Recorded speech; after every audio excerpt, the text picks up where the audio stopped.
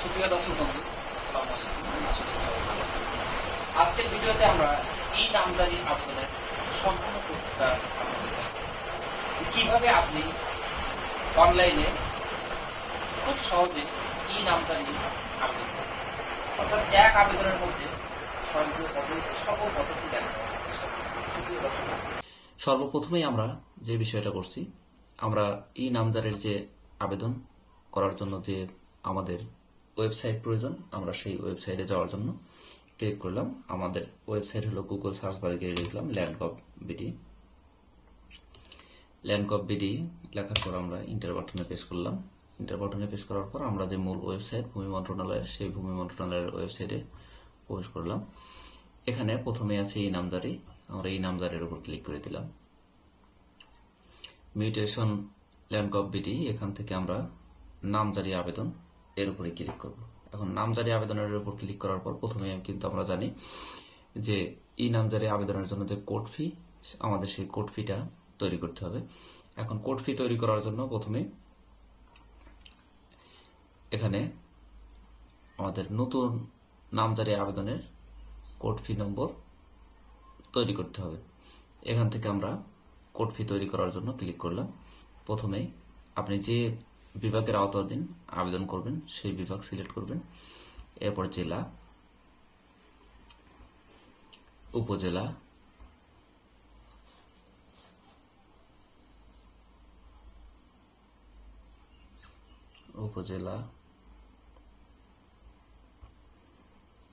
এরপরে নাম, যে ব্যক্তির নামে আপনি আবেদন করছেন সেই ব্যক্তির নাম, ঠিকানা,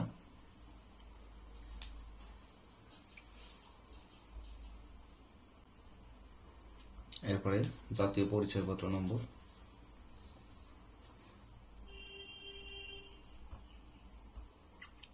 জন্ম তারিখ,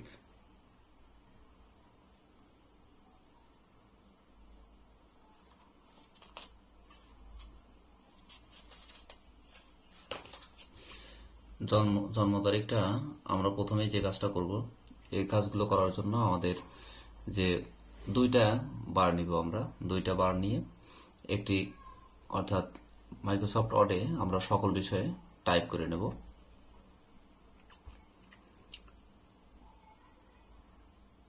উনিশশো 62।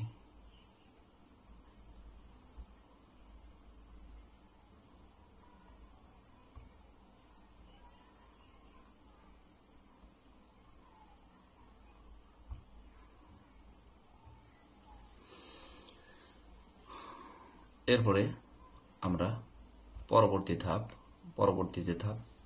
ধাপে চলে যাব।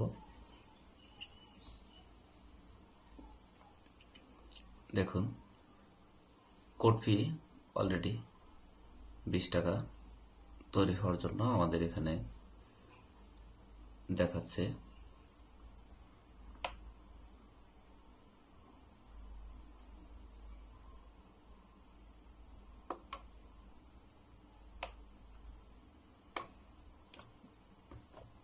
আমরা সিলেক্ট করে এটাকে কপি করে নিলাম।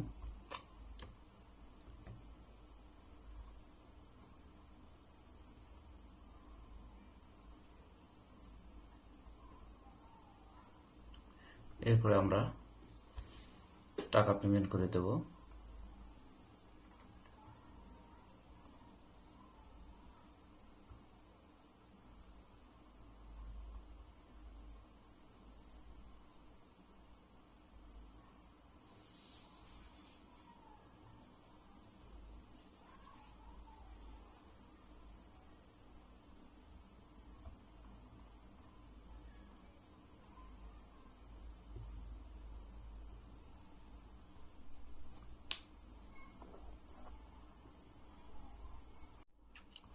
একটা ভুল, আমরা এখানে যে জাতীয় পরিচয়পত্রের সাথে তথ্য হুবহু মিল রেখে পূরণ করে দিলাম। পূরণ করে দেওয়ার পর আমরা নিচের দিকে যাচ্ছি, SMS নাম্বারটা দিয়ে দিলাম, মৌজা সিলেক্ট করে দিলাম। মৌজা এখানে যে বিভাগ সেই বিভাগ, জেলা, উপজেলা এবং মৌজা। এরপর আবেদন সংক্রান্ত ঘোষণা, সর্বশেষ রেকর্ডের তথ্য আছে কিনা, হ্যাঁ। আবেদনকারী দলিল মূলে মালিকানা বা হিস্সা ঠিক আছে কিনা, হ্যাঁ। আবেদিত জমি দখলে আছে কিনা, হ্যাঁ। আংশিক খসড়া মানে অর্পিত জমিতে কোনো অধিগ্রহণ অথবা খাস আছে কিনা, না। এরপর আবেদিত জমিতে কোনো দেওয়ানি মামলা আছে কিনা, না। জমিতে সরকারি স্বার্থ আছে কিনা, না। সর্বশেষ অর্থ বছরের ভূমি উন্নয়ন কর পরিশোধ আছে কিনা, হ্যাঁ। এখানে হ্যাঁ দিতে হবে। এরপরে সর্বশেষ রেকর্ড যেটা তফসিলিভুক্ত RS, এরপরে জমি ক্রেতা বা মৌজায় কোনো খতিয়ান আছে কিনা, না। এটা দেওয়ার পরে আমরা সর্বশেষ নিচের দিকে পরবর্তী স্টেপে আমরা ক্লিক করব। যখন আমরা পরবর্তী স্টেপে ক্লিক করব তখনই কিন্তু আমাদের একটি SMS পাঠানো হবে, যে SMS এর মাধ্যমে এটা আমাদের ভেরিফাই হবে। এখন আমরা পরবর্তী স্টেপে অবস্থান করছি। দেখুন, জাতীয় পরিচয়পত্রের সাথে হুবহু মিল রেখে পূরণ করা হয়েছে, হ্যাঁ। এখন একটি OTP যাবে।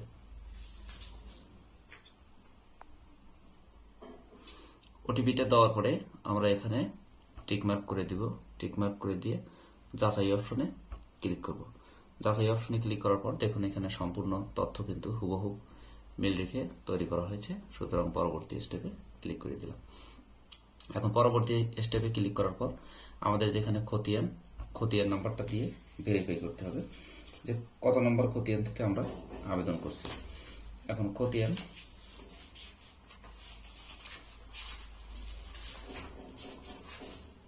321 ভেরিফাই।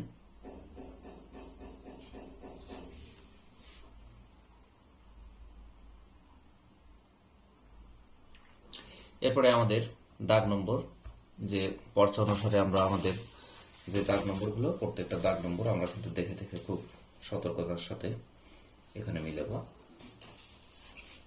321 নম্বরের প্রথমে আছে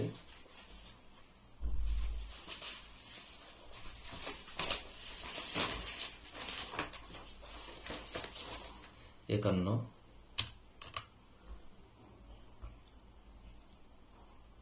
আমরা এটাকে বাংলা করে নিচ্ছি। 51 জয়ের পরিমাণ 0.0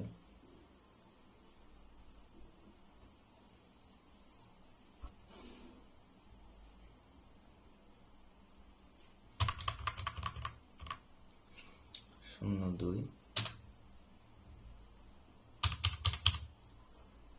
দলিল নাম্বার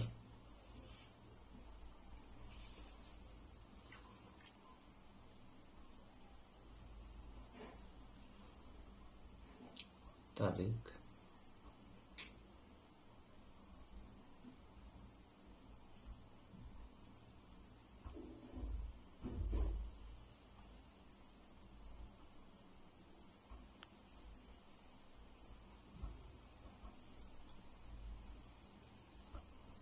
সত্তরের 1-1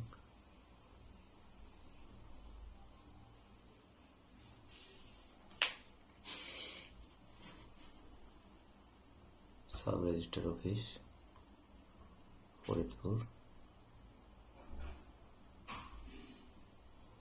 এখন যেহেতু আমার আরো দাগ আছে, সুতরাং এখানে আমি ক্লিক করলাম আরো দাগ সংযুক্ত করুন। আপনার যদি খতিয়ান থেকে থাকে সেই ক্ষেত্রে এই আরো দলিল সংযুক্ত বা আরো খতিয়ান সংযুক্ত, এটার দলিল যদি আরো থাকে সেই ক্ষেত্রে দলিল যুক্ত করবেন, আর যদি খতিয়ান আরো থাকে সেই ক্ষেত্রে খতিয়ানের উপরে ক্লিক করবেন। এখন দেখুন আরো দাগ 102। সুপ্রিয় ভিউয়ার্স, এবার কিন্তু আমরা যে তথ্য সংযোগ করছিলাম সকল তথ্য সংযোগ করা আমার শেষের দিকে, যার কারণে আমি আপনাদের দেখাচ্ছি। অনেকগুলো তথ্য সংযোগ, যার কারণে সবগুলো আমি দেখাইনি। এখন এখানে যে দেখুন যে এনআইডির তথ্য অনুসারে জাতীয় পরিচয়পত্র নম্বর, জন্ম তারিখ, নাম, পিতার নাম, মাতার নাম, লিঙ্গ এবং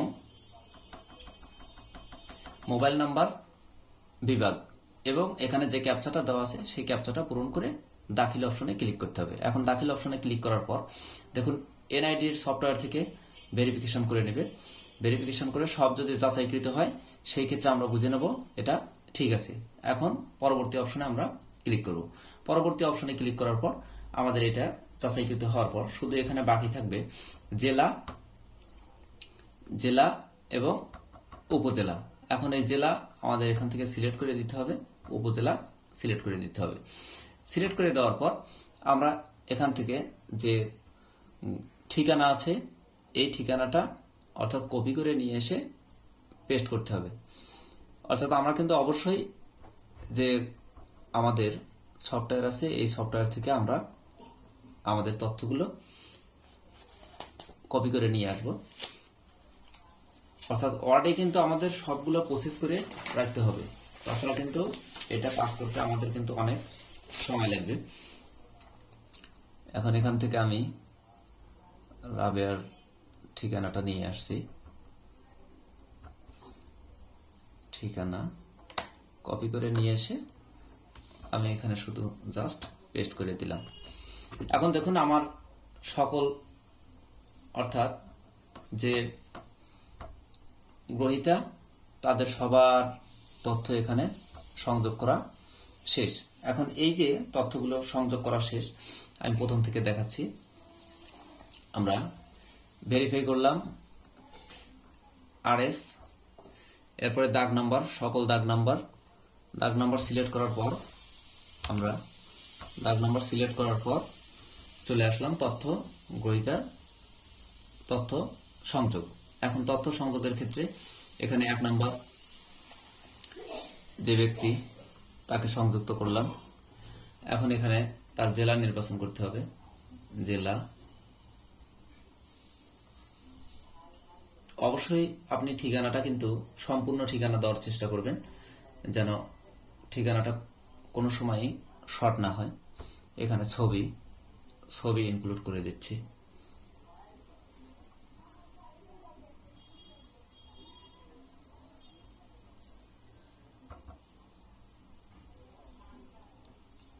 ছবি ইনক্লুড করে দিলাম।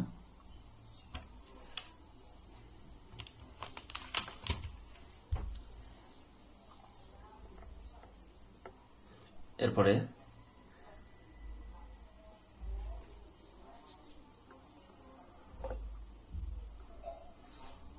আমরা দ্বিতীয় জনের ক্ষেত্রে যাচ্ছি। দ্বিতীয় জন,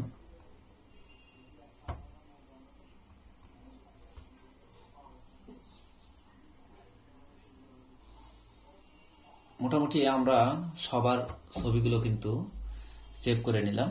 সবার ছবি এখানে আমরা সবার ছবি যোগ করে দিয়েছি। জমির পরিমাণটাও মিলে নিলাম 23 টোটাল জমির পরিমাণ 23.5। এখানে আমরা সবার ছবিগুলো মিলিয়ে নিলাম। ছবি ঠিকানা সবকিছু মিল আছে, সবকিছু আমরা চেক করে নিলাম। চেক করে নেওয়ার পর আমরা পরবর্তী স্টেপে চলে যাব। পরবর্তী এখানে গ্রহীতার তথ্য যোগ করা শেষ। আমরা এখানে আবেদনকারীর তথ্যটা এখানে সংযুক্ত করে দিচ্ছি। আবেদনকারীর তথ্য,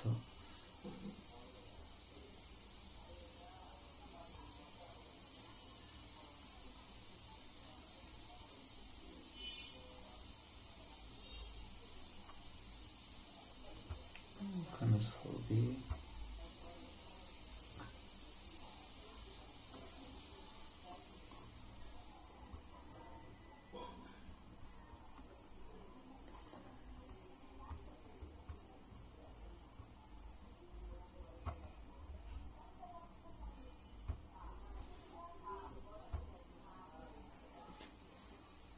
আবেদনকারীর তথ্য,